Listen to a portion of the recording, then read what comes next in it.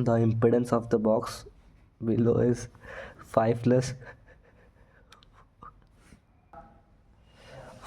4i। और इसमें दिया है कि ये देखो तो दिखाते हैं Z1 is equals to 5 + 4ji। And इसमें ओमेगा मतलब एंगुलर मोमेंटम दिया हुआ है 1000 रेडियन इतना। ठीक है, अब हमें पूछा है कि इम्पिडेंस क्या होगा, मतलब इसका इस बॉक्स का रेसिस्टेंस कब होगा, क्या होगा जब अगर हम एंगुलर फ्रिक्वेंसी को इतना बढ़ा देंगे, मतलब ओमेगा 2 को अगर हम ओमेगा ई को 1300 कर देंगे, इसको हम लोगों ने ओमेगा 2 नाम दे दिया। ठीक है, तब अब हमें इसका Z2 निकालना है। सो Z1 वाले पार्ट पे आते हैं। Z1 वाला पार्ट हमारा क्या है, 5 + 4ji। 5 is the real number, so we know that real number है, तो इसमें ये मतलब रेसिस्टेंस वाला पार्ट हो गया। ठीक है, एंड ये जो पार्ट है ये हमारा इमेजिनरी पार्ट है। इमेजिनरी पार्ट मतलब ये हमारा चाहे एक कैपेसिटिव हो सकता है, चाहे इंडक्टिव हो सकता है। ठीक है, अगर कैपेसिटिव हुआ तो फिर अलग प्रोसेस है थोड़ा सा, इंडक्टिव हुआ तो थोड़ा सा अलग प्रोसेस है। ठीक, बट हमें पता करना है कि ये कैपेसिटिव है या इंडक्टिव है। भी हम यहाँ साइन देखेंगे, यहाँ पॉजिटिव साइन है। हमें देखना है कि अगर जब कैपेसिटिव होता था तब हम ऐसे लिखते थे ओमेगा सी, एंड यहाँ पे ये ऐसे चला था कैपेसिटिव वाले केस में।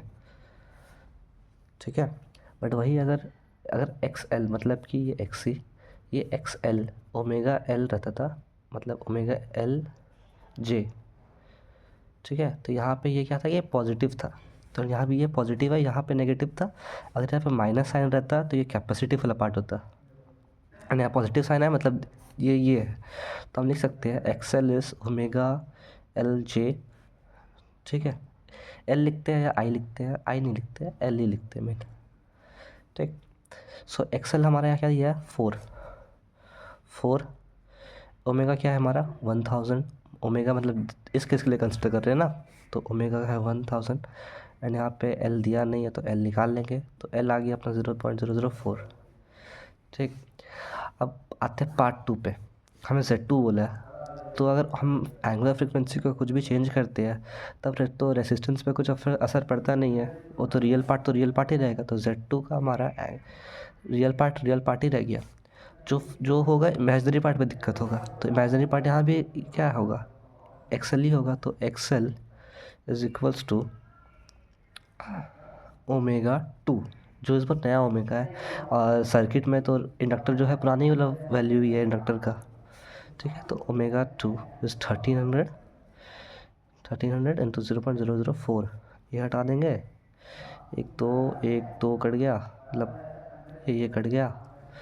एंड यहाँ से 70 कितना आएगा, 52/10 मतलब 5.2। तो यहाँ पर 5.2 जे, ये नया इम्पिडेंस और आंसर हमारा।